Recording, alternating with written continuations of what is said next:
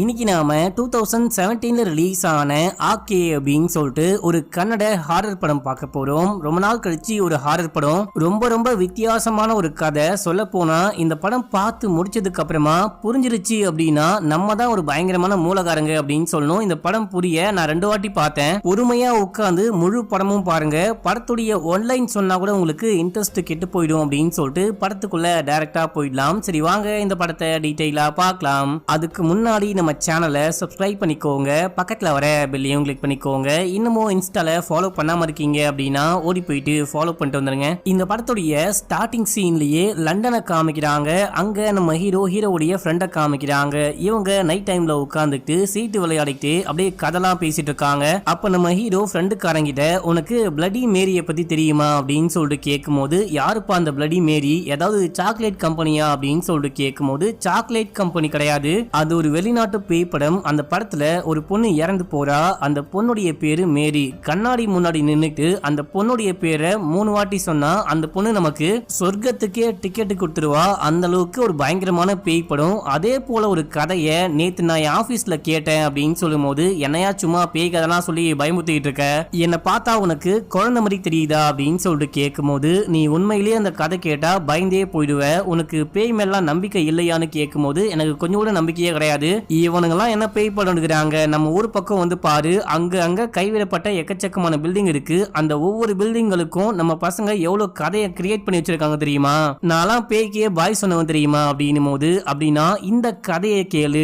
நேத்து நான் இந்த கதையை கேட்டு பயந்தே போயிட்டேன். நம்ம ஹீரோ ஒரு கார்ட்டூன் ஆர்டிஸ்டா இருப்பாரு. நேத்து என் டைரக்டர் என்ன கதை சொன்னாரு அப்படின்னா, லண்டன்ல ஒரு பெரிய காடு இருக்கு, அந்த காட்டுக்குள்ள ஒருத்தன் பயந்து ஓடிக்கிட்டு இருக்கான். அவன் காட்டுக்குள்ள ஓட ஓட ஒரு அமானுஷ்யமான சத்தம் கேட்டுட்டே இருக்கு. காட்டுக்கு நடுவுல ஒரு பெரிய பங்களா வீடு, அதுவும் கைவிடப்பட்ட வீடு, உஸ்ஸுன்னு ஒரு சத்தம். இப்போ காட்டுக்குள்ள ஓடினவன் தைரியத்தை வர வச்சுக்கிட்டு பொறுமையா அந்த வீட்டுக்குள்ள போக ட்ரை பண்றான். வீட்டுக்குள்ள போயிட்டே இருக்கும் போது, இங்க பாரு மாயா, உன் குழந்தை என் கையில கிடையாது, இங்க பாரு மாயா, உன் குழந்தை என்கிட்ட கிடையாது, இங்க பாரு மாயா, உன் குழந்தை என்கிட்ட கிடையாது அப்படின்னு சொல்லிட்டு 3 வாட்டி சொல்ல, அவ்வளவுதான், அவன் கதை முடிஞ்சு போச்சு. ஏதோ ஒரு அமானுஷமான சக்தி வந்து அவனை கொலை பண்ணிட்டு போயிடுச்சு. இந்த கதையை கேட்டு நானே பயந்து போயிட்டேன். நைட்டு ஸ்டூடியோக்குள்ளேருந்து வெளியே வர ஒரு பயங்கரமான நாற்றம். முக்கியமா இந்த மார்ச்சுரிக்குள்ளெல்லாம் போனா ஒரு பிணம் வாடை அடிக்கும் இல்லையா, அந்த மாதிரி ஒரு நாற்றம் அடிச்சுது அப்படின்னு சொல்லும் போது, என்னையா சும்மா விளையாடிட்டு இருக்கியா அப்படின்னு சொல்லிட்டு கேட்கும் போது, உனக்கு பயம்லாம் இல்லை அப்படின்னா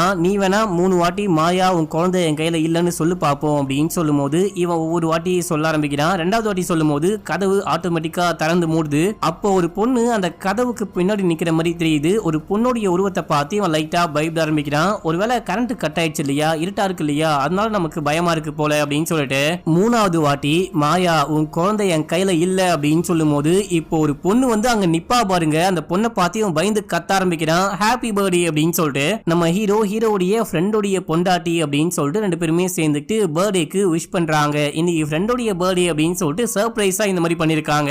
இப்போ அப்படியே நீ நைட் முழுக்க பார்ட்டிலாம் பண்ணி செமையா சருகு போட்டு போட்டோலாம் கிளிக் பண்ணி பயங்கரமா என்ஜாய் பண்றாங்க.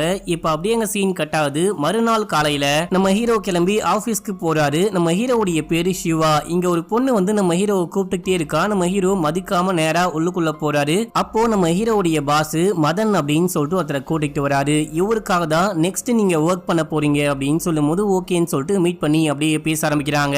நேத்து நைட்டு பார்ட்டி எப்படி போச்சு அப்படின்னு சொல்லிட்டு பாஸ் கேட்கும் போது, செமையா போச்சு, என் பெஸ்ட் ஃப்ரெண்டுக்கு பர்த்டே அப்படின்னு சொல்லிட்டு நாங்க 3 பேரும் செமையா என்ஜாய் பண்ணோம் அப்படின்னு சொல்லும் போது, இப்போ நம்ம ஹீரோ வரைஞ்ச விஷயங்கள்லாம் காமிப்பாரு. அதுக்கு முன்னாடியே அந்த ஐபேட்ல வந்துட்டு பாத்தீங்கன்னா இவங்க எடுத்த போட்டோஸ்லாம் கூட இருக்கும். அப்போ அந்த மதன் என்ன கேக்குறாரு அப்படின்னா, நேத்து நைட்டு பார்ட்டில ஏதாவது பேய் கதை சொன்னீங்களா அப்படின்னு சொல்லிட்டு கேட்கும் போது, அது எப்படி உங்களுக்கு தெரியும் அப்படின்னு சொல்லிட்டு ஹீரோ ஆச்சரியப்படுறாரு. நான் அத்தனை வாட்டி சொல்லியும் நம்பாம என் பேச்சை கேட்காம மாயா உன் குழந்தை என் கையில கிடையாது அப்படின்ற விஷயத்த 3 வாட்டி சொன்னீங்களா அப்படின்னு சொல்லிட்டு கேட்கும் போது, ஆமா சார், சும்மா விளையாடிட்டு இருந்தோம், இதெல்லாம் உங்களுக்கு எப்படி தெரியும், அதை மட்டும் ஃபர்ஸ்ட் சொல்லுங்க அப்படின்னு சொல்லிட்டு கேட்கும் போது, நேத்து நைட்டு பார்ட்டில மொத்தமா எத்தனை பேர் இருந்தீங்க அப்படின்னு சொல்லிட்டு கேட்க 3 பேரு அப்படின்னு சொல்றாரு. கரெக்டா சொல்லு, நீங்க 3 பேர் தானா அப்படின்னு சொல்லிட்டு கேட்கும் போது, ஆமா சார், நானு என் ஃப்ரெண்டோடைய வைஃப் அப்படின்னு சொல்ல, அப்படின்னா இது யாரு, இந்த உருவம் யாருடைய உருவம், இந்த பொண்ணு யாருன்னு பாருங்க அப்படின்னு சொல்லிட்டு காமிக்க, இவங்க போட்டோ கிளிக் பண்ணும்போது அங்க ஒரு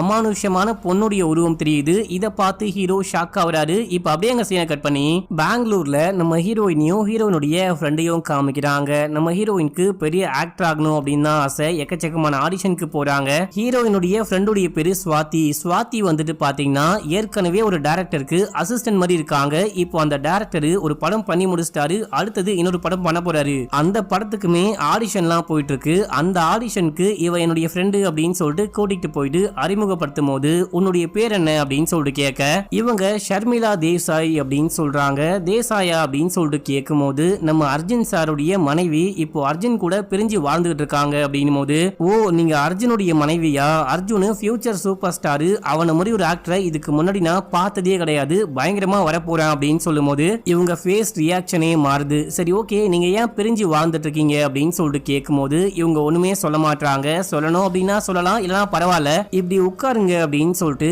ஒரு கதையை சொல்ல ஆரம்பிக்கிறாரு. நீ பண்ண போற கேரக்டருடைய பேரு மாயா. உனக்கு கல்யாணமாயி ஒரு புருஷன் இருக்காரு. நீயும் உன்னுடைய ஹஸ்பண்டும் ஒரு சந்தோஷமான கணவன் மனைவியா இருக்கீங்க. உங்களுக்கு கல்யாணமாயி ஒரு வருஷம் ஆகுது. முதல் வருஷ ஆனிவர்சரியை கொண்டாட நீங்க ஒரு பெரிய ஹோட்டலுக்கு கிளம்பிட்டு இருக்கீங்க. இந்த டைம்ல உனக்கு ரெண்டு விஷயம் தெரிய வருது. முதல் விஷயம் என்ன அப்படின்னா நீ பிரெக்னெண்டா இருக்க. அதை நினைச்சு ரொம்ப ரொம்ப சந்தோஷப்படுற. அந்த சந்தோஷம் பெரிய கொண்டாட்டமா மாறதுக்கு முன்னாடியே உன்னுடைய ஹஸ்பண்ட் வேற ஒரு பொண்ணு கூட கனெக்ஷன்ல இருக்கான், ஒரு பொண்ணு கூட அஃபேர்ல இருக்கான் அப்படின்ற விஷயம் தெரிய வருது. இதையெல்லாம் தெரிஞ்சு மண்டையே வெடிச்சிடும் போல இருக்கு. செமையா கோவமா இருக்க. இப்ப அந்த விஷயம்லாம் புருஷனுக்கு தெரியாது. உன்னை கூப்பிட்டு ஒரு பெரிய ஹோட்டலுக்கு போறான். ஒரு ட்ரிங்க் ஆர்டர் பண்றான். ஆர்டர் பண்ணிட்டு நான் பாத்ரூம் போறேன் அப்படின்னு சொல்லிட்டு அவன் பாத்ரூம் போயிட்டு வரத்துக்குள்ள அவன் குடிக்கிற அந்த ட்ரிங்க்ல வந்துட்டு நீ விஷம் கலந்துடுற. அவன் வந்து அந்த விஷத்தை குடிச்சிடுறான். அவன் அந்த விஷத்தை குடிச்சதுக்கு அப்புறமா நீ என்ன சொல்லுவ? உன் புருஷன் கிட்ட கடைசியா என்ன சொல்ல நினைக்கிற அப்படின்னு சொல்லிட்டு கேட்கும் போது இவங்க அப்படியே ரொம்ப நேரம் யோசிக்கிறாங்க. அதுக்கப்புறம் கண்ணை மூடி திறக்கிறாங்க. கண் கலங்குது. இப்போ அந்த ட்ரிங்க் எடுத்து இவங்க குடிச்சிட்டு ஹாப்பி ஆனிவர்சரி அப்படின்னு சொல்றாங்க. இத பார்த்துட்டு இந்த ஆக்டிங்க பார்த்துட்டு எல்லாருமே அசந்து போயிட்டாங்க. வேற லெவல் மணி, கண்டிப்பா அடுத்த படத்துல உனக்கு சான்ஸ் கொடுக்குறேன் அப்படின்னு சொல்றாரு. அதே சந்தோஷத்தோட அங்கிருந்து கிளம்புறாங்க. போயிட்டே இருக்கும் போது ஹீரோயின் எதையோ யோசிச்சுட்டே போறாங்க. இன்னமும் நைட்டு முழுக்க தூங்காம பழைய விஷயங்கள்லாம் யோசிச்சுட்டு இருக்கியா? நீ என்ன பண்ணு, இந்த சைக்காட்ரிக்க போயிட்டு மீட் பண்ணு, உனக்கு எல்லாமே சரியாக வாய்ப்பு இருக்கு அப்படின்னு சொல்லும் போது அதுக்கு எங்கம்மா என்கிட்ட காசு இருக்கு அப்படின்ற மாதிரி முழிக்கிறாங்க. சரி ஓகே வண்டியை நிப்பாட்டு, நான் ஏடிஎம்ல போயிட்டு காசு எடுத்துட்டு வரேன் அப்படின்னு சொல்லிட்டு போயிட்டு எடுக்க ட்ரை பண்ணும்போது அக்கௌண்ட்ல காசே இல்ல அப்படின்னு சொல்லிட்டு வருது. என்னம்மா மறுபடியும் செக் பவுன்ஸ் ஆயிடுச்சா? அவன் ஒரு மோசமான ப்ரொடியூசரா இருப்பான் போல. நீ அந்த ஆட் ஃபிலிம் பண்ண அதுக்கு காசு கொடுக்குறேன் அப்படின்னு சொல்லிட்டு அக்ரிமெண்ட்லாம் போட்டு உனக்கு சைன் பண்ணி செக்கும் கொடுத்துட்டான். இப்போ செக் அடிக்கடிக்க பவுன்ஸ் ஆகுது. காசே எடுக்க முடியல. அந்த ஆளு காசே போட மாட்டான் அப்படின்னா அதுக்கு என்ன அர்த்தம்? சரி நீ கவலைப்படாத, நம்ம ஏதாவது ஒண்ணு பண்ணலாம். உனக்கு இப்போ அவசரமா காசு வேணும் அப்படின்னா என்கிட்ட கேளு, நான் கொடுக்குறேன் அப்படின்னும் போது பரவாயில்ல என்கிட்ட காசு இருக்கு அப்படின்றாங்க. உங்ககிட்ட காசு இல்ல அப்படின்ற விஷயம் எனக்கு நல்லாவே தெரியும். உன்னுடைய எக்ஸ் ஹஸ்பண்ட் அந்த அர்ஜுன் இருக்கான் இல்லையா, அவன் நல்ல பணக்காரன். இப்ப படம்லாம் நடிச்சு பெரிய ஃபேமஸ் ஆயிட்டான். அவன் கிட்ட இல்லாத பணம் அப்படின்னே கிடையாது. உனக்கும் எக்கச்சக்கமான வாட்டி செக் போட்டு கொடுக்குறான், உன் அக்கௌண்ட்டுக்கு பணம் அனுப்புறான். நீ அதை வந்துட்டு அக்செப்டே பண்ணிக்க மாட்ட. உனக்கு இல்லனா பரவாயில்ல, குழந்தைக்காக வச்சு பணம் வாங்கிக்கோ, இந்த மாதிரி புடிவாதமா இருக்காது அப்படின்னு சொல்லும் போது இங்க பாரு ஸ்வாதி, நான் சொந்த காலில் நிக்கணும் அப்படின்னா இப்போ தனியா வந்து வாழ்ந்துகிட்டு இருக்கேன். என்ன எப்படி பாத்துக்கணும் அப்படின்னு சொல்லிட்டு எனக்கு நல்லாவே தெரியும். நீ அமைதியா வண்டி ஓட்டு அப்படின்னு சொல்றாங்க. இப்ப அப்படியே சீனை கட் பண்ணி வீட்டுல காமிக்கிறாங்க. நம்ம ஹீரோயினுக்கு ஒரு அழகான ஆண் குழந்தை இருக்கு. அதை தூக்கி கொஞ்சிட்டு இருக்காங்க. அதுக்கப்புறம் மத்த வேலையெல்லாம் பார்க்கலாம் அப்படின்னு சொல்லிட்டு அந்த குழந்தைய பார்த்துட்டு அப்படியே கீழே போறாங்க. இப்போ ஏதோ சவுண்ட் கேக்குது அப்படின்னு சொல்லிட்டு மறுபடியும் மேல போயிட்டு பார்க்கும்போது லைட்லாம் ஆஃப்ல இருக்கு. அந்த குழந்தைய ஒரு மாதிரி மூடி வச்சிருப்பாங்க. அந்த கொசு வலைலாம் கீழே உழுந்து கிடக்குது. அதையெல்லாம் எடுத்து வச்சுட்டு பார்த்துட்டே இருக்கும் போது என்னமோ ஒண்ணு அமானுஷமா இருக்கு. அது என்ன விஷயம் அப்படின்னு சொல்லிட்டு இவங்களால புரிஞ்சிக்கவே முடியல. நேரா ஃப்ரெண்டு கிட்ட போயிட்டு உங்ககிட்ட எத்தனை வாட்டி சொல்றது குழந்தை இருக்க ரூமோடைய லைட் ஆஃப் பண்ணாத அப்படின்னு சொல்லிட்டு ஏன் ஆஃப் பண்ற அப்படின்னு சொல்லிட்டு கேட்கும் போது நாயகமா ஆஃப் பண்ண அப்படின்றாங்க. சரி உன்னுடைய ஹஸ்பண்ட் அர்ஜுன் வந்திருக்கான், நீ போயிட்டு மீட் பண்றியா அப்படின்னு சொல்லிட்டு கேட்கும் போது அவன் எதுக்கு இங்க வந்திருக்கான் அப்படின்னு சொல்லிட்டு கேட்க உன்னை பார்க்க இல்ல உன் குழந்தைய பார்க்க வந்திருக்கான், அட்லீஸ்ட் உன் குழந்தைய பார்க்க வச்சு அலோ பண்ணு அப்படின்னும் போது இல்ல முடியாது அப்படின்னு சொல்றாங்க. அவன் வந்துட்டு செக் கொடுத்துட்டு போயிருப்பான். அந்த செக்கையும் வாங்கி கிழிச்சு போடுறாங்க. இப்போ நம்ம ஹீரோயின் சம கோவமா இருக்காங்க. ஹீரோயினுடைய ஃப்ரெண்டு தான் வந்து சமாதானப்படுத்துறாங்க. இங்க வா உனக்கு ஒன்னு காமிக்கிறேன் அப்படின்னு சொல்லிட்டு பிகே எடுத்த அடுத்த படம் இதுதான். அதாவது டைரக்டருடைய பேரு பிகே. இது ஒரு பயங்கரமான பேய் படம். நாங்களாம் பார்த்து பயந்தே போயிட்டோம். ஆனா இந்த படத்தை யாருமே டிஸ்ட்ரிபியூட் பண்ணவே முன்வர மாட்டாங்க அப்படின்னு சொல்லும் போது ஏமா படம் மொக்கையா இருக்கா அப்படின்னு சொல்லிட்டு கேட்கும் போது இல்ல சூப்பர் படம், ரொம்பவே பயமான படம். இந்த படத்தை லண்டன்ல கொண்டு போயிட்டு ஸ்கிரீனிங் பண்ணலான்னு பிகே முடிவு பண்ணிருக்காரு. அங்க நிறைய பேர் வந்து பார்க்க போறாங்களா. முக்கியமா நிறைய டிஸ்ட்ரிபியூட்டர் கிடைக்க வாய்ப்பு இருக்கு அப்படின்னு சொன்னாரு. இன்னும் 3 நாள் தான் நாங்க கிளம்பி போறோம் அப்படின்னு சொல்றாங்க. இப்ப அப்படியே சீனை கட் பண்ணி லண்டன் ரிட்டர்ன்ல ஹீரோவுடைய ஃப்ரெண்டு அவங்களெல்லாம் காமிக்கிறாங்க. ஹீரோவுடைய ஃப்ரெண்டும் நடந்து போயிட்டே இருக்கும்போது அங்க மதனை மீட் பண்றாங்க. சார் நீங்க எங்க இங்க அப்படின்னு சொல்லிட்டு கேட்கும்போது, சும்மா நடந்து போயிட்டு இருந்தப்பா, எங்கேயாச்சும் சாப்பிடலான்னு போயிட்டு இருக்கேன் அப்படின்னு சொல்லும்போது, நாங்களும் சாப்பிட்டு தான் போறோம், வாங்க வந்து ஜாயின் பண்ணிக்கோங்க அப்படின்னு சொல்லிட்டு கூட்டிட்டு போயிட்டு, இப்போ நம்ம ஹீரோவுடைய ஃப்ரெண்டு அந்த ஃப்ரெண்டுடைய மனைவி இவரு 4 பேரும் ஒன்னா உட்காந்து அப்படியே பேசிக்கிட்டே சாப்பிட ஆரம்பிக்கிறாங்க. என்னப்பா சிவா, நான் சொன்ன கதையை நீ இன்னும் நம்பல தானே அப்படின்னு சொல்லிட்டு கேட்கும்போது, இல்ல சார் நீங்க வேற என்ன விஷயம் சொல்லியிருந்தாலும் நம்பியிருப்பேன், இந்த டைம்ல போயிட்டு பேய் பூதம்னு சொன்னா நம்பிக்கை வர மாட்டேங்குது, அது கண்டிப்பா வேற ஏதாவது ஷேடோவா இருக்க வாய்ப்பு இருக்கு அப்படின்னு சொல்லும்போது, நீங்கெல்லாம் பார்த்தாதான் நம்புவீங்க, உணர்ந்தாதான் நம்புவீங்க, இந்த மாதிரி விஷயங்கள்லாம் நம்புறது கொஞ்சம் கஷ்டம் தான் அப்படின்றாரு. சரி நீங்க எங்க ஸ்டே பண்ணிருக்கீங்க அப்படின்னு சொல்லிட்டு ஃப்ரெண்டோடைய மனைவி கேட்கும்போது, எனக்கு ஒரு ஃப்ரெண்ட் இருக்கான், பெரிய காலேஜ்ல ஒரு ப்ரொஃபஸரா இருக்கான், அவனை எனக்கு நல்லாவே தெரியும், இப்போ அவங்க கூட தான் ஸ்டே பண்ணிருக்கேன், இப்போ கொஞ்சம் ரிசர்ச் ஒர்க்காக வந்திருக்கேன் அப்படின்னு சொல்றாரு. சரி சார், நீங்க பண்ண போற கதை வந்துட்டு உண்மை கதையை பேஸ் பண்ணது, பேஸ்ட் ஆன் ரியல் ஸ்டோரி அப்படின்ற மாதிரி சொன்னாரு சிவா. அது எந்த மாதிரியான உண்மை கதை அப்படின்னு சொல்லிட்டு இந்த மனைவி கேட்கும்போது, சரி ஓகே சொல்றேன் அப்படின்னு சொல்லிட்டு இவரும் சொல்ல ஆரம்பிக்கிறாரு. பல வருஷங்களுக்கு முன்னாடி இந்தியாவை சேர்ந்த ஒரு ராஜ குடும்பத்துல ஒரு பொண்ணு பிறக்கிறா. அந்த பொண்ணுக்கு கல்யாண வயசு வரும்போது ஒரு பையனை லவ் பண்ண ஆரம்பிக்கிறா. அவன் வேற ஜாதிக்காரன், வேற மதத்துக்காரன், அவனை வந்துட்டு அப்பா அம்மாக்கு சுத்தமா பிடிக்கவே இல்லை.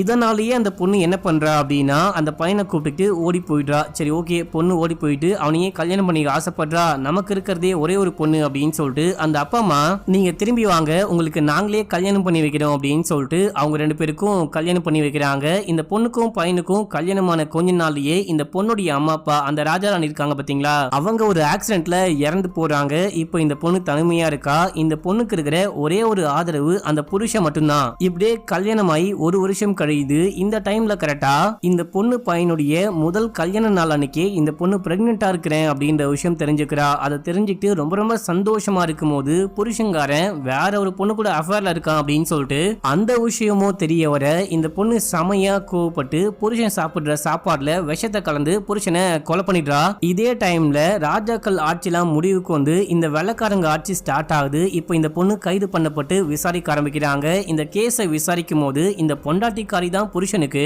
விஷத்தை கொடுத்து கொலை பண்ணிட்டா அப்படின்னு சொல்லிட்டு கைது பண்ணி விசாரிக்க ஆரம்பிக்கிறாங்க. அப்பதான் இன்னொரு விஷயமும் தெரிஞ்சுக்கிறாங்க. இந்த பொண்ணுக்கு மென்டலி சில ப்ராப்ளம்லாம் இருக்கு. அந்த சம்பவத்துக்கு அப்புறமா மென்டலி பாதிக்கப்பட்டு இருக்கா. இவளுக்கு ட்ரீட்மெண்ட் கொடுக்கணும் அப்படின்னு சொல்லும் போது, இப்போ இந்த பொண்ணுடைய சொந்தக்காரன் அப்படின்னு சொல்லிட்டு ஒரே ஒரு அங்கிள் மட்டும் இருப்பாரு. அவரு தான் இந்த சொத்து பத்தெல்லாம் பாத்துக்கிறாரு. அவர் என்ன பண்றாரு அப்படின்னா, மாயாக்கு மென்டலி ஒரு ப்ராப்ளம் இருக்கு, அந்த பொண்ணுக்கு சரியான ட்ரீட்மெண்ட் வேணும், நான் அவளை லண்டனுக்கு கூட்டிட்டு போயிட்டு ட்ரீட்மெண்ட் கொடுக்க போறேன் அப்படின்னு சொல்லிட்டு லண்டனுக்கு கூட்டிட்டு வந்து ஒரு கொடூரமான அசைலம்ல சேர்த்து விடுறாரு. அந்த அசைலம்ல இருக்கிற எல்லா பேஷண்ட்டையும் போட்டு செமையா கொடுமைப்படுத்துறாங்க. அது பத்தாது அப்படின்னு சொல்லிட்டு இல்லீகலா நிறையவே ட்ரக்ஸ் எல்லாம் சோதனை பண்ணி பாக்குறாங்க. அந்த சோதனையினாலேயே இந்த மக்கள் அதிகமா பாதிக்கப்படுறாங்க. இங்க இருக்கிற பேஷண்ட்டுக்கு பைத்தியம் குணமாகும்னு பார்த்தா அதிகமா பைத்தியம் ஆகுறாங்க.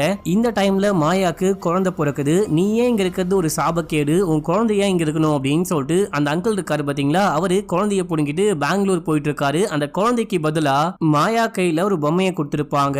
மாயாக்கு போக போக பைத்தியம் அதிகமாயிட்டு ஒரு மாடி மேலிருந்து குதிச்சு இறந்து போறா. இப்ப இந்த பொண்ணை கொண்டு போயிட்டு அந்த அசைலம்க்கு பின்னாடியே ஒரு காடு இருக்கும். அந்த காட்டை இந்த அசைலம் கம்பெனிக்காரங்க ஒரு சுடுகாடு மாதிரி பயன்படுத்திட்டு இருக்காங்க. அங்கேயே பொச்சு வச்சிட்டு இருக்காங்க. இந்த விஷயம் தான் ஆச்சு. அந்த மாயாவுடைய டைரி ஒன்னு இருக்கு. அந்த டைரி இது வரைக்கும் நம்ம கையில கிடைக்கவே இல்லை. அந்த டைரி மட்டும் கிடைச்சா உண்மையிலேயே மாயாக்கு என்ன விஷயம் ஆச்சு, மாயாவுடைய குழந்தை இப்போ எங்க இருக்கா, மாயாவுடைய சொத்து பத்து, மாயா வந்துட்டு இறந்து போகும்போது கையில ஒரு விலை மதிக்க முடியாத ரிங்கு போட்டிருந்தா, அந்த ரிங்கு எங்க இருக்கு அப்படின்னு சொல்லிட்டு எல்லாமே தெரிய வரும் அப்படின்னு சொல்லி கதையை முடிக்கும் போது, ரொம்ப பாவம் இல்ல அப்படின்னு சொல்லிட்டு ஃப்ரெண்டுக்காரன் ஃபீல் பண்றான். இப்ப இப்படியே பேசிக்கிட்டே வரும்போது, யாருமே மாயாவை தேடி போகவே இல்லையா, நீங்களே இவ்வளவு விஷயம் கண்டுபிடிச்சிருக்கீங்க அப்படின்னா அந்த ரிங்கை யாராவது ஆட்டைய போட ட்ரை பண்ணிருப்பாங்களே, அப்படி போவே இல்லையா அப்படின்னு சொல்லிட்டு கேட்கும்போது, ஏன் போல, கண்டிப்பா போனானுங்க. லண்டனை சேர்ந்த ஒரு 4 திருட்டு பசங்க அந்த காட்டுக்குள்ள போயிட்டு நம்ம எப்படியாச்சும் அந்த ரிங்கை தேடி கண்டுபிடிக்கணும் அப்படின்னு சொல்லிட்டு போனவனுங்களுக்கு என்ன ஆச்சு அப்படின்னே தெரியல. அவனுங்களை தேடி ஒரு 4 பேர் போனானுங்க. அவனுங்க காட்டுக்குள்ள போயிட்டே இருக்கும் போது என்னமோ அமானுஷமா சவுண்ட் எல்லாம் கேடுச்சு. தலை இல்லாத ஒரு முண்டை மட்டும் மரத்தை வெட்டுற மாதிரி பார்த்துருக்கானுங்க. அதை பார்த்து பயந்து ஓடி வந்துட்டு இருக்காங்க. இந்த விஷயம் தான் ஆச்சு. அதுக்கப்புறம் யாருமே காட்டுக்குள்ள போல, நீங்களும் காட்டுக்குள்ள போகாதீங்க, அது ஆபத்தான விஷயம் அப்படின்னு சொல்றாரு. நாங்க ஏன் சாமி நடுச்சாமத்துல சுடுகாட்டுக்கு போறோம், நீங்க வீட்டுக்கு கிளம்புங்க, போற வழியில இவன் டிராப் பண்ணிட்டு போயிடுவான் அப்படின்னு சொல்லிட்டு நம்ம ஹீரோ அப்படியே அங்கிருந்து கிளம்புறாரு. ஃப்ரெண்டுக்காரன் அந்த மதனை டிராப் பண்ணலாம் அப்படின்னு சொல்லிட்டு கூட்டிட்டு போறாரு. இப்ப நம்ம ஹீரோ போலான்னு பார்க்கும்போது அப்படியே யதார்த்தமா ஏதோ ஒரு நிழல் மாதிரி பார்த்துட்டு மேல நிமிர்ந்து பார்க்கும்போது அங்க ஒரு பொண்ணு மாடி மேல இருந்து குதிக்கலாம் அப்படின்ற மாதிரி நின்னுகிட்டு இருக்கா. அடி பாவி பைத்தியம் முடிச்ச வெட்டிக்கிளி என்னடி பண்ற அப்படின்னு சொல்லிட்டு கத்திக்கிட்டு மேல போயிட்டு பார்க்கும்போது டப்புன்னு அந்த பொண்ணு குதிச்சுட்டா. என்ன இந்த பொண்ணு குதிச்சுட்டாலே அப்படின்னு சொல்லிட்டு ஒரு ஷாக்கோட நம்ம ஹீரோ ஓடி போயிட்டு பார்த்தா அங்க யாரையுமே காணோம். இப்போ நம்ம ஹீரோவே குதிக்கிற மாதிரி அந்த மதிலுக்கு மேல ஏறி நிக்கிறாரு. ஐயோ காப்பாத்த வந்த இடத்துல நம்ம இறந்து போயிடுவோம் போலயே அப்படின்னு சொல்லிட்டு கீழே இறங்குறாரு. அங்க என்னமோ அமானுஷமா நடக்குது. இப்ப அப்படியே சீனை கட் பண்ணி நம்ம ஹீரோயினை காமிக்கிறாங்க. பெங்களூர்ல நம்ம ஹீரோயின் போயிட்டு ஒரு சைக்காட்ரிக்க மீட் பண்ணி இவங்களுக்கு என்ன ப்ராப்ளம் இருக்கோ எல்லாமே சொல்ல ஆரம்பிக்கிறாங்க. உன்னுடைய சின்ன வயசு வாழ்க்கையில இருந்து இப்ப நடக்கிற விஷயம் வரைக்கும் எல்லாமே ஓபனா பேசு. நீ எங்க பிறந்த, உன்னுடைய அப்பா அம்மா யாரு அப்படின்னு சொல்லிட்டு கேட்கும்போது எனக்கு அப்பா அம்மாலாம் கிடையாது. நான் பிறந்த உடனே என்னை தூக்கிட்டு வந்து ஒரு அனாதை இல்லத்துல போட்டு போயிட்டாங்க. நான் அங்கதான் வளர்ந்தேன். அங்கேயே என்ன படிக்க வச்சாங்க. நான் ஸ்கூல் படிக்கும் போது தான் அர்ஜுனை மீட் பண்ணேன். அவனுக்கும் எனக்கும் நல்லாவே செட் ஆச்சு. அவனுக்கும் சொந்த பந்தம் குடும்பம் குட்டி அப்படின்னு சொல்லிட்டு யாருமே கிடையாது. நாங்க நல்லா பேசி பழகணும். காலேஜ்லாம் முடிச்சதுக்கு அப்புறமா எனக்கு அவனை பிடிச்சது, அவனுக்கு என்ன பிடிச்சது அப்படின்னு சொல்லிட்டு கல்யாணம் பண்ணிட்டு நான் பிரெக்னென்ட்டும் ஆனேன். இந்த டைம்ல எங்களுடைய சின்ன வயசு ஆசை, எங்க வாழ்நாள் கனவு என்ன அப்படின்னா நாங்க ஒரு பெரிய ஆக்டர் ஆகணும், அவன் ஹீரோ ஆகணும், நான் ஹீரோயின் ஆகணும் அப்படின்னு சொல்லிட்டு தொடர்ந்து ட்ரை பண்ணிக்கிட்டே இருந்தோம். கரெக்டா நான் பிரெக்னென்ட்டா இருக்கிற அந்த டைம்ல ஒரு பெரிய பிலிம்ல அவன் ஹீரோவாவும் எனக்கு ஹீரோயினாவும் ஒரு ரோல் கிடைச்சது. அவ்வளவுதான், வாழ்க்கையே செட்டில் ஆக போகுது அப்படின்னு சொல்லிட்டு பார்க்கும்போது நீ குழந்தைய கலைச்சிடு, அப்பதான் ஹீரோ ஹீரோயினா நடிக்க முடியும் அப்படின்னு சொல்லிட்டு அர்ஜுனும் டைரக்டரும் சொல்லும் போது என்னால முடியாது, எனக்கு குழந்தை தான் முக்கியம். என்னுடைய அப்பா அம்மா என்னை பெற்று தனியா தூக்கி போட்டு போயிட்டாங்க. அந்த மாதிரி வயிற்றுக்குள்ள இருக்கிற இந்த குழந்தைய கலைக்க முடியாது. உனக்கு வேணும் அப்படின்னா நீ போயிட்டு ஆக்ட் பண்ணி உன்னுடைய கெரியரை பார்த்துக்கோ, நான் குழந்தைய பெற்று வளர்க்க ட்ரை பண்றேன் அப்படின்னு சொல்லும் போது அவன் விட்டு போயிட்டு இருக்கான். அதுக்கப்புறம் ஹீரோயினும் தனியா ஃப்ரெண்டு வீட்டுக்கு வந்துட்டு இருக்காங்க. அதுக்கப்புறம் அர்ஜுன் அந்த படத்துல நடிச்சு பெரிய ஃபேமஸான ஆக்டரா மாறிட்டு இருக்கான். நம்ம ஹீரோயின் ரொம்ப ரொம்ப கஷ்டப்பட்டுக்கிட்டு இருக்காங்க. அந்த ஃப்ரெண்டுக்காரி சுவாதி மட்டும் இல்ல அப்படின்னா நம்ம ஹீரோயின் ரொம்ப ரொம்ப கஷ்டப்பட்டிருப்பேன் அப்படின்லாம் சொல்லிட்டே இருக்கும்போது ஓகேமா இந்த செஷன் முடிஞ்சு போச்சு, அடுத்த வாரம் இன்னொரு செஷன் இருக்கு, அடுத்த வாரம் சனிக்கிழமை வாமா அப்படின்னு சொல்லும் போது எவ்வளவு காசு நான் பே பண்றேன் அப்படின்னு சொல்லும் போது பே வந்துட்டு சுவாத்தியே பண்ணிட்டாங்க, இப்போ நீங்க கிளம்பலாம் அப்படின்னு சொல்லும் போது அடுத்த வாட்டி நானே பே பண்றேன் அப்படின்னு சொல்லிட்டு ஹீரோயின் வீட்டுக்கு போறாங்க. வீட்டுக்கு போயிட்டு பார்த்தா குழந்தை தொட்டில் இருக்கு. அந்த இவங்க மேல அந்த கொசு வலை மாதிரி போட்டு போயிருப்பாங்க, அது கீழே விழுந்து கிடக்குது. வழக்கம் போல லைட்டும் ஆஃப் ஆயிருக்கு. யார் லைட் ஆஃப் பண்றா அப்படின்னு சொல்லிட்டு இவங்க போயிட்டு ஆன் பண்றாங்க. ஆன் பண்ணா லைட் எரியல, ஏன்னா கரண்ட் போயிருக்கு போல. அதே டைம்ல ஏதோ சவுண்ட் கேக்குது அப்படின்னு சொல்லிட்டு வீடு முழுக்க பாக்குறாங்க. இப்போ அந்த போஸ்டர் கொண்டு வந்து மாட்டி வச்சாங்க பாத்தீங்களா, அந்த போஸ்டர் கீழே விழுந்து டமால்னு உடையுது. இவங்க பயந்தே போயிட்டாங்க. என்ன சவுண்டு, குழந்தைக்கு ஏதாவது ஆயிடுச்சா அப்படின்னு சொல்லிட்டு ஓடி போயிட்டு பார்க்கும்போது அந்த போஸ்டர் விழுந்து கிடக்குது. அதே இன்னொரு பக்கம் பார்த்தா யாரோ நிக்கிற மாதிரியும் அவங்க கையில ஏதோ ஒரு பொம்மையை வச்சு ஆட்டுற மாதிரியும் சவுண்டு கேக்குது. இவங்க அப்படியே ஒரு மாதிரி பொறுமையா பாக்குறாங்க. இப்போ கரண்ட் வருது, அங்க யாரையுமே காணோம். சும்மா ஹீரோயின் நிழல பார்த்து பயந்து போயிருப்பாங்க போல. ஆனா ரொம்ப நேரமா யாரோ கதவை தட்டுறாங்க. யாருன்னு போயிட்டு பார்த்தா இவங்க கடன் வாங்கியிருப்பாங்க. அந்த கடன் கொடுத்தவர் வந்திருக்காரு.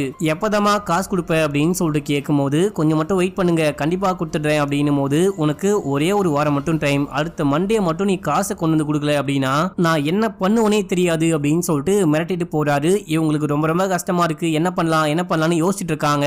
இப்போ பேங்க்ல இருந்து ஒரு மெசேஜ் வருது, மறுபடியும் செக் பவுன்ஸ் ஆயிடுச்சு அப்படின்னு சொல்லிட்டு. இதை பார்த்து கடுப்பாயிட்டு ஃப்ரெண்டுக்கு கால் பண்றாங்க. ஃப்ரெண்ட் இப்போ லண்டன்ல இருக்காங்க.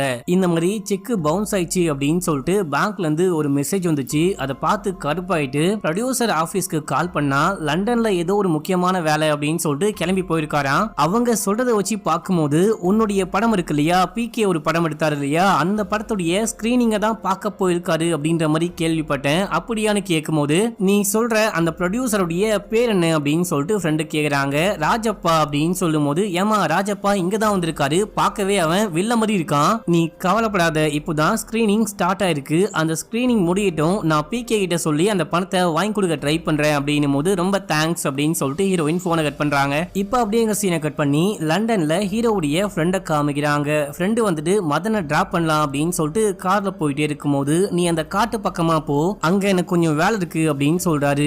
எங்க எல்லாரையும் அந்த காட்டு பக்கமா போக கூடாது அப்படின்னு சொல்லிட்டு இப்போ நீங்களே போறேன்னு சொன்னா என்ன நியாயம் அப்படின்னு சொல்லிட்டு கேட்கும் போது எனக்கு அந்த டைரி வேணும், அந்த டைரி மட்டும் என் கையில கிடைச்சிருச்சு அப்படின்னா அடுத்த பணக்காரன் நான் தான், தயவு செஞ்சு அந்த பக்கம் போயிட்டு வண்டியை நிப்பாட்டு அப்படின்னும் போது இவரும் போயிட்டு நிப்பாட்டிட்டு கொஞ்சம் சீக்கிரமா வாங்க அப்படின்னு சொல்ல முடிஞ்ச அளவுக்கு வர ட்ரை பண்றேன் அப்படின்னு சொல்லிட்டு மதனும் காட்டுக்குள்ள போறாரு. போனவரை பல மணி நேரமா ஆளை காணும், ஒரு 1 ஹவருக்கு மேல வெயிட் பண்ணிட்டு இருக்காரு. என்ன இந்த ஆளை காணுமே அப்படின்னு சொல்லிட்டு காட்டுக்குள்ள தேடிட்டு போகும்போது அந்த காடே பயங்கர இருட்டா இருட்டா இருக்கு, பயங்கரமான சவுண்ட்லாம் கேக்குது, பயங்கர அமானுஷமா இருக்கு. பயந்துட்டு போயிட்டே இருக்கும்போது திடீர்னு யாரோ கத்துற மாதிரி சவுண்ட் கேக்குது. இப்போ இந்த ஃப்ரெண்டுக்காரன் பயந்துட்டு மதன் சார் மதன் சார் அப்படின்னு சொல்லிட்டு கூப்பிட்டுட்டே போக அங்க ஏதோ ஒரு டெட் பாடியை படுக்க வச்சிருக்காங்க. காட்டுக்குள்ள சம்பந்தமே இல்லாம ஒரு ஸ்ட்ரக்சர்ல எப்படி டெட் பாடி இருக்கும் அப்படின்னு சொல்லிட்டு லைட் ஆன் பண்ணிட்டு போயிட்டு பார்க்கும்போது அங்க மதன் தான் டெட் பாடியா படுத்துக்கிட்டு இருக்காரு. அவருடைய கண்ணே அப்படியே வெள்ளையா இருக்கு. அப்படியே பேனு எந்திரிப்பாரு பாருங்க. பயந்துட்டே ஃப்ரெண்டுக்காரன் போயிட்டு காரை ஸ்டார்ட் பண்றான். அப்போ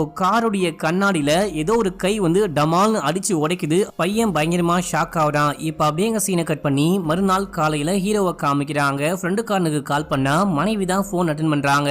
இவன் நீங்க நைட்டு காட்டுக்கு போயிட்டு வந்ததுக்கு அப்புறமா செமையா ஜுரம் வந்து படுத்துக்கிட்டு இருக்கான். ஒரு மாதிரி அலறிக்கிட்டு இருக்கான். எனக்கு என்ன பண்றது அப்படின்னே புரியல. அந்த மதனையும் ஆளை காணும் அப்படின்னு சொல்லும் போது நீ அவனை ஹாஸ்பிட்டலுக்கு கூட்டிட்டு போ, நான் ஏதாவது பண்ண முடியுமான்னு பாக்குறேன், மதனை கான்டாக்ட் பண்ண முடியுமான்னு பாக்குறேன் அப்படின்னு சொல்றாரு. ஆபீஸ்க்கு கால் பண்ணா பாஸோடைய அசிஸ்டன்ட், அதுக்கப்புறம் இன்னொரு ஆள் இருக்காங்க. அந்த இன்னொரு ஆளோடைய பேரு ஜோ. இவரை நல்லாவே நோட் பண்ணிக்கோங்க. இவங்க 3 பேரும் மதன் எங்க போனா, காட்டுக்குள்ள போன மதன் எப்படி காணாம போவான் அப்படின்னு சொல்லிட்டு யோசிச்சுட்டு தேடிட்டு இருக்காங்க. இப்ப அப்படியே அன்னைக்கு நைட் ஆகுது. நம்ம ஹீரோ ஒரு முழுக்க தேடி பாக்குறாரு. மதன் எங்க போனாரு அப்படின்னே தெரியல. சரி ஓகே, முதல்ல போயிட்டு ஃப்ரெண்டை மீட் பண்ணலான்னு போயிட்டே இருக்கும்போது ஃப்ரெண்டுக்காரன் ஒரு பெரிய மாடிக்கு மேலந்து குதிச்சு தற்கொலை பண்ணி ஹீரோவுடைய கண்ணுக்கு முன்னாடியே இறந்து போறான். நம்ம ஹீரோ செமையா ஷாக் ஆகுறாரு. இவன் ஏன் தற்கொலை பண்ணிட்டான் அப்படின்ற மாதிரி பாக்குறாரு. எல்லாமே அமானுஷமா இருக்கு. ஃப்ரெண்டுக்காரன் இறந்து போன விஷயத்த பார்த்து ஹீரோக்கு மனசே உடைஞ்சு போச்சு. நம்ம கிளம்பி அந்த காட்டுக்குள்ள போலாம், அங்கிருந்து நமக்கு ஏதாவது விடை கிடைக்க வாய்ப்பு இருக்கு. மதன் எப்படி காணாம போனாரு,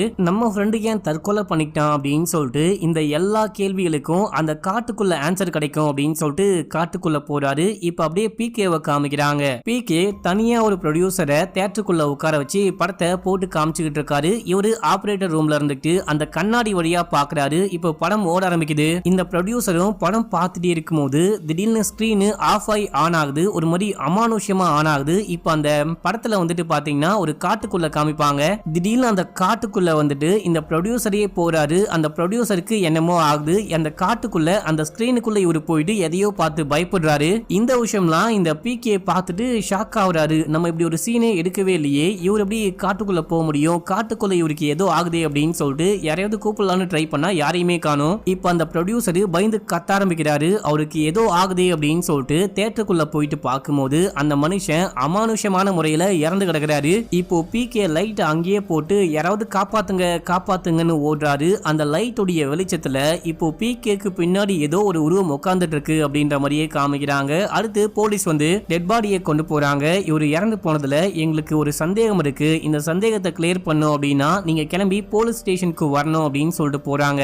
அடுத்து ஹீரோயினை காமிக்கிறாங்க. நம்ம ஹீரோயின் வெயிட் பண்ணி பார்த்துட்டு அவங்களே கால் பண்ணலான்னு பார்க்கும்போது சுவாதி கால் பண்றாங்க. என்னமா என்னாச்சு அப்படின்னு சொல்லிட்டு கேட்க, உனக்கு ஒரு பேட் நியூஸ் இருக்கு, அந்த ப்ரொடியூசர் மாரடைப்பு வந்து இறந்து போயிட்டான் அப்படின்னு சொல்லிட்டு அங்க நடந்த விஷயங்கள்லாம் சொல்லும் போது இந்த பொண்ணுக்கு ரொம்ப கஷ்டமா இருக்கு. ஏற்கனவே பெரிய பிரச்சனைல இருக்கேன், இந்த டைம்னு பார்த்து அந்த எடுவட்ட எருமை இறந்து போச்சு அப்படின்னு வேற ஃபீல் பண்றாங்க. இப்ப அப்படியே எங்க சீன் கட் ஆகுது. பிகேவும் சுவாத்தியும் கிளம்பி ஊருக்கு வராங்க. கார்ல வந்துட்டே இருக்கும்போது நீ அந்த ரெக்கார்ட் எல்லாத்தையும் பக்காவா செக் பண்ணியா அப்படின்னு சொல்லிட்டு கேட்கும்போது, சார் இந்த கேள்வியை நீங்க 100வது வாட்டி கேக்குறீங்க, நானும் நீங்க கேக்குறீங்களே அப்படின்னு சொல்லிட்டு எக்கச்சக்கமான வாட்டி அந்த படத்தை போட்டு பார்த்தேன். நீங்க சொல்ற மாதிரி அப்படி எதுவுமே கிடையாது. அப்படி நம்ம அந்த ப்ரொடியூசரை வச்சு படம் எடுத்திருந்தா மட்டும்தான் அந்த ஆளு அந்த வீடியோக்குள்ள வந்திருக்க முடியும். அப்படி ஒரு சீனே நம்ம எடுக்கவே இல்லை. அப்படி இருக்கும்போது எப்படி அந்த ஆள் வந்துட்டு சீனுக்குள்ள வர முடியும், அவர் இறந்து போக முடியும் அப்படின்னு சொல்லிட்டு கேட்கும்போது, ஆனா நான் என் கண்ணால பார்த்தேன் அப்படின்னு சொல்றாரு. சரி ஓகே, நான் இன்னொரு வாட்டி வேணா செக் பண்றேன் அப்படின்னு சொல்லிட்டு சுவாதி சொல்றா.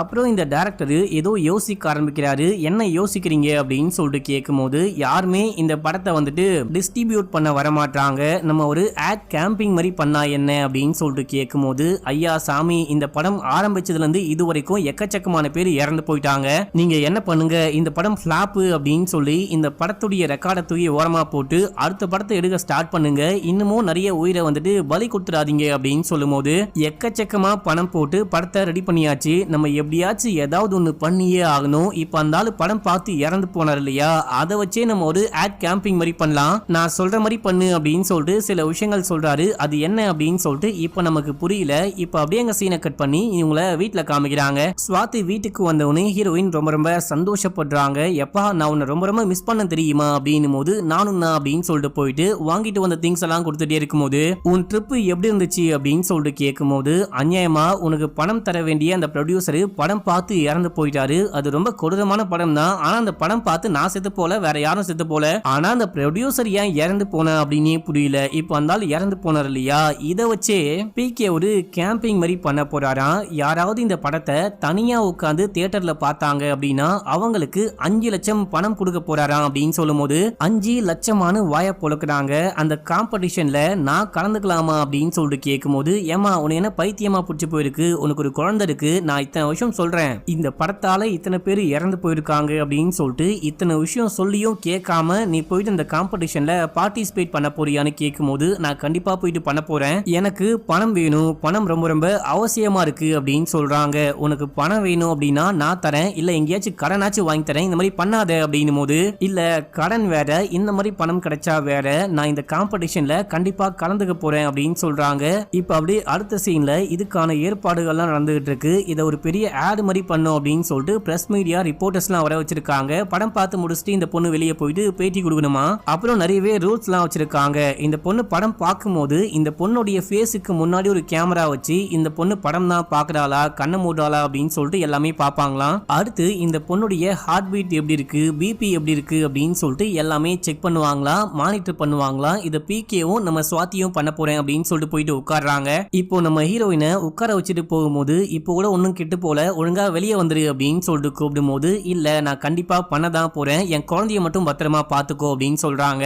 இப்ப அப்படியே படம் ஸ்டார்ட் ஆகுது. நம்ம ஹீரோயின் படம் பாக்குறாங்களா அப்படின்ற விஷயத்த பிகேவும் சுவாத்தியும் உட்கார்ந்து பாத்துக்கிட்டு இருக்காங்க. படம் என்ன படம் ஓடுது அப்படின்னு சொல்லிட்டு பாத்தீங்கன்னா, ஸ்டார்டிங்ல இருந்து லண்டன்ல ஒரு விஷயம் நடக்குது அப்படின்னு சொல்லிட்டு காமிக்கிறாங்க பாத்தீங்களா. அந்த படம் வந்துட்டு இந்த பிகே எடுத்து வச்ச படம் தான் மக்களே. செப்பரேட்டா அந்த படத்தை நமக்கு காமிச்சிட்டு இப்போ இந்த படம் தான் பிகே எடுத்த படம் அப்படின்ற மாதிரி காமிக்கிறாங்க. நம்ம ஸ்டார்டிங்ல இருந்து லண்டன்ல என்ன விஷயம் ஆச்சுன்னு பார்த்தோமோ அது எல்லாத்தையுமே ஸ்கிரீன்ல இப்போ நம்ம ஹீரோயின் பார்த்துட்டே இருக்கும்போது திடீர்னு கேமரா கட் ஆகுது. உள்ளுக்குள்ள என்ன விஷயம் ஆகுது அப்படின்னே பார்க்க முடியல. ஹீரோயின் கத்துற மாதிரியும் சவுண்டு கேக்குது அப்படின்னு சொல்லிட்டு பிகேவும் சுவாத்தியும் ஓடுறாங்க. ஓடி போயிட்டு கதவை திறக்கலான்னு பார்க்கும்போது கதவு லாக்ல இருக்கு, திறக்கவே முடியல. இப்ப அப்படியே எங்க சீனை கட் பண்ணா நம்ம ஹீரோயின் ஸ்கிரீனுக்குள்ள போயிட்டாங்க. நம்ம ஹீரோ மதனுக்கு என்ன விஷயம் ஆச்சுன்னு காட்டுக்குள்ள பார்க்க போனாரு பாத்தீங்களா, அதே இடத்துக்கு இப்போ நம்ம ஹீரோயினும் போயிட்டாங்க. ஹீரோயின் காட்டுக்குள்ள இருக்காங்க, ஹீரோவும் காட்டுக்குள்ள இருக்காரு. இதே டைம்ல ஒரு அசைலம் இருக்கு. அந்த அசைலமுக்கு பின்னாடி ஒரு சுடுகாடு இருக்கு அப்படின்னு சொன்ன பாத்தீங்களா. அந்த அசைலம பிற்காலத்துல க்ளோஸ் பண்ணிட்டாங்க, இப்போது பாழஞ்சு போயிருக்கு. இப்ப அப்படியே அந்த சுடுகாட்டுல 3 பேரை காமிக்கிறாங்க. 2 பசங்க ஒரு பொண்ணு, அதுவும் அந்த பொண்ணு வெள்ளக்கார பொண்ணு. இவங்க 3 பேருமா சேர்ந்துட்டு அந்த சுடுகாட்டுல இருக்க ஏதோ ஒரு சமாதியை தோண்டிக்கிட்டே இருக்கும் போது அந்த பொண்ணு வந்துட்டு பாத்தீங்கன்னா நம்ம ஹீரோ அங்க ஒளிஞ்சுகிட்டு இருக்காரு அப்படின்ற விஷயத்த கண்டுபிடிக்கிறா. ஹீரோயினையும் கண்டுபிடிச்சு கன் பாயிண்ட்ல உள்ளுக்குள்ள கூட்டின்னு வரா. இந்த கேங்குக்கு ஒரு தாடிக்காரன் தான் லீடர் மாதிரி இருக்கான். நீங்க 2 பேரும் யாரு, காட்டுக்குள்ள வந்து என்ன பண்ணிட்டு இருக்கீங்க அப்படின்னு சொல்லிட்டு கேட்கும் போது, நாங்க 2 பேரும் சும்மா வந்தோம் அப்படின்ற மாதிரி சமாளிக்கிறான். ஹீரோயினை கேட்டா நான் எப்படி வந்தேன் அப்படின்னே தெரியல அப்படின்னு சொல்றாங்க. சும்மா கதையெல்லாம் விடாதீங்க அப்படின்னு சொல்லிட்டு பேசிட்டே இருக்க அந்த 3 பேர்ல ஒரு பையன் மட்டும் பள்ளம் தோண்டிட்டே இருப்பான். இப்போ அந்த சமாதிக்குள்ள ஏதோ ஒன்னு இருக்குது அப்படின்னு சொல்லிட்டு கண்டுபிடிக்கிறான். உள்ளுக்குள்ள சவப்பெட்டி இருக்கும். அந்த சவப்பெட்டிக்குள்ள ஏதோ ஒரு விஷயம் இருந்து ஆடுது. அதை பார்த்து இவன் பயப்படுறான். பயந்துட்டு நோண்டாம வெளியே வரும்போது நீ போடா அப்படின்னு சொல்லிட்டு ஹீரோ அமுச்சு வைக்கிறான் அந்த பாஸ்.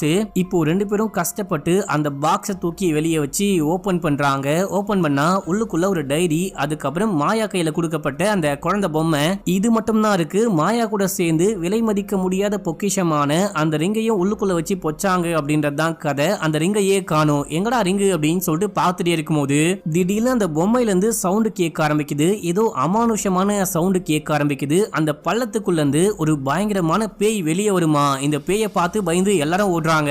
ஆனா ஒரு பையன் மட்டும் ஓடாம கன்னை வச்சுட்டு நிக்கிறான். அந்த கன்னால பேயை ஷூட் பண்ணுவான் அப்படின்னு சொல்லிட்டு பார்த்தா அந்த பேயுடைய இதுல மயங்கி கண்லாம் வெள்ளையாகுது. இப்போ அவனே ஷூட் பண்ணிட்டு இறந்து போறான். இப்போ அந்த வெள்ளக்கார பொண்ணு பயந்துட்டு ஓடுனா பாத்தீங்களா, அவ அந்த பேயை பார்த்து பயந்துட்டு கீழே விழுகுறா. அந்த பூமிக்குள்ள இருந்து எக்கச்சக்கமான கை வந்து அந்த பொண்ணு அப்படியே உள்ளுக்குள்ள இழுத்துட்டு போகுது. அந்த பொண்ணு அங்க இருக்கிறா அப்படின்னே தெரியாம மொத்தமா மண்ணோட மண்ணா உள்ளுக்குள்ள இழுத்துட்டு போகுது. அந்த பொண்ணு இறந்து போயிட்டா. அடுத்து வந்துட்டு அந்த தாடிக்காரனை காமிக்கிறாங்க. இவன் ஓடிட்டே இருக்கும் போது ஏதோ ஒரு வேடன் வந்து இவனை ஷூட் பண்ணி சாகடிக்கிறான். அந்த பக்கம் அப்படியே ஹீரோயினை காமிக்கிறாங்க. இவங்க பயந்துட்டு ஓடிட்டே இருக்கும் போது ஒரு பள்ளத்துக்குள்ள ஒழுகுறாங்க. நான் உனக்கு ஹெல்ப் பண்றேன், நீ வந்துட்டு மேல ஏறி ஓடு, என்னை பத்தி கவலைப்படாத, நம்ம 2 பேரும் எப்படியாச்சும் தப்பிச்சு போகணும் அப்படின்னு சொல்லிட்டு பள்ளத்துக்குள்ள இருந்து அந்த பொண்ணை மட்டும் ஹீரோ மேல தூக்கி விடுறாரு. அந்த பொண்ணு ஓட ஆரம்பிக்கிறா. அதுக்கப்புறம் ஹீரோவும் கஷ்டப்பட்டு மேல வராரு. இதே டைம்ல இந்த காட்டு பக்கமா ஒரு காரை காமிக்கிறாங்க. அந்த கார்ல நான் ஜோன்னு சொன்ன பாத்தீங்களா, பாத்தீங்களா, அந்த நபர் யாருக்காகவோ வெயிட் பண்ணிட்டு இருக்காரு. இவரு தான் அந்த 3 பசங்களை உள்ளுக்குள்ள அமுச்சு வச்சாரு போல. இப்போ இவருக்கும் ஏதோ அமானுஷமா சவுண்ட் கேக்குது அப்படின்னு சொல்லிட்டு காரை விட்டு கீழே இறங்க அந்த காரோடைய கண்ணாடிலாம் உடையுது. அந்த காரோடைய ஹெட்லைட்லாம் உடைய இவர் பயந்துட்டு காட்டுக்குள்ள ஓடுறாரு. அந்த பக்கம் ஹீரோயின் பயந்துட்டு ஓடினாங்க பாத்தீங்களா, அவங்க ஓடி போயிட்டு பார்க்கும்போது அங்க ஒரு வித்தியாசமான இடத்த பாக்குறாங்க.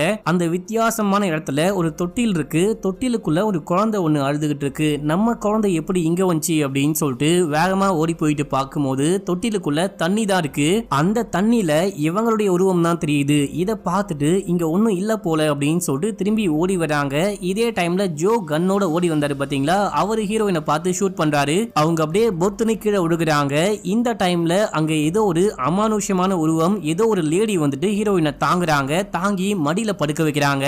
இப்ப இந்த ஜோ வந்துட்டு ஷூட் பண்ணிட்டு அங்க வந்துட்டு ஏதோ ஒரு டெட் பாடி மாதிரி ஒரு விஷயத்த பாக்குறாரு. நடு காட்டுக்குள்ள ஸ்ட்ரக்சருக்கு மேல எப்படி டெட் பாடி வந்துச்சு அப்படின்னு சொல்லிட்டு கிட்ட போயிட்டு ஓபன் பண்ணலான்னு போக அந்த டெட் பாடி ஏஞ்சி கத்துற மாதிரி ஒரு மாதிரி பந்து டெட் பாடி கிடையாது போல, யாரோ உயிரோடு இருக்காங்க போல அப்படின்னு சொல்லிட்டு இவரு பயந்துட்டு உடம்பு முழுக்க ஷூட் பண்றாரு. ஷூட் பண்ணா இவரு உடம்பு முழுக்க காயமாகுது. துணியை விளக்கிட்டு பார்க்கும்போது அவருடைய டெட் பாடி தான் அங்க இருக்கு. அதுவும் கண்ணுலாம் ஒரு மாதிரி விகாரமா இருக்கு. இப்போ ஜோவும் இறந்து போயிட்டாரு. இந்த பக்கம் நம்ம ஹீரோயின் ஏதோ ஒரு அமானுஷமான லேடியோடைய மடியில படுத்துட்டு இருக்காங்க பாத்தீங்களா. அப்போ ஹீரோயினுக்கு சில பல விஷயங்கள் தெரிய ஆரம்பிக்குது. ஸ்டார்டிங்ல இருந்து ஒரு கதையை சொல்றாங்க பாத்தீங்களா, ஒரு லேடிய லண்டனுக்கு கூட்டிட்டு வந்து அசைலம்ல சேர்க்கிறாங்க அப்படின்னு சொல்லிட்டு அந்த அசைலம்ல மாயாவை மாயாவுடைய மாமா சேர்த்து விட்டு போறாரு. எனக்கு எதுவுமே கிடையாது, நான் நல்லா இருக்கேன், என்னை கூட்டிட்டு போங்க அப்படின்னு சொல்லிட்டு மாயா கத்திட்டே இருக்கும்போது இவரு கண்டுக்காம போறாரு. அந்த மாமா வேற யாரும் கிடையாது, அந்த ப்ரொடியூசர் தான் மக்களே. மாயா தான் பேயா வந்து மாமாவை கொலை பண்ணிட்டு இருக்காங்க.